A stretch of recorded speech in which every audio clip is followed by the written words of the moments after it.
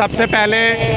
تو میں پاکستان قومی زبان تحریک کے کارکنین کو مبارکباد پیش کرتا ہوں کہ جنہوں نے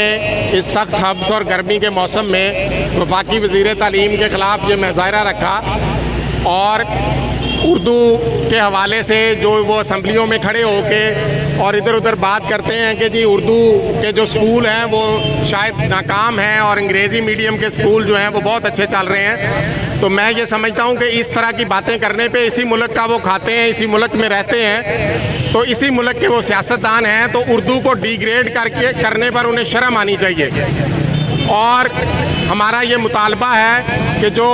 اسکول ایجوکیشن کا نصاب تعلیم ہے وہ کلاس 1 سے لے کے اور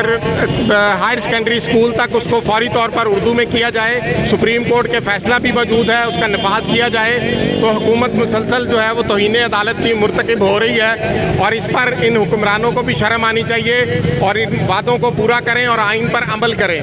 اور شفقت محمود صاحب اور دیگر جو انگریزی میڈیم کے حامی ہیں ان سے میں یہ کہنا چاہتا ہوں کہ آپ اگر اس ملک کا کھاتے ہیں، اس ملک میں رہتے ہیں، تو اس پر شرم کریں اور اردو کے نفاذ کے لیے کوئی عملی اقدامات کریں۔ آپ وزیر تعلیم ہیں، وفاقی وزیر تعلیم ہیں، تو آپ کا سب سے پہلا حق بنتا ہے کہ آپ اردو کے نفاذ کے لیے کوششیں کریں، اور اردو کا نفاذ کرنا جب عدالت کا فیصلہ موجود ہے تو کوئی بڑی بات نہیں ہے،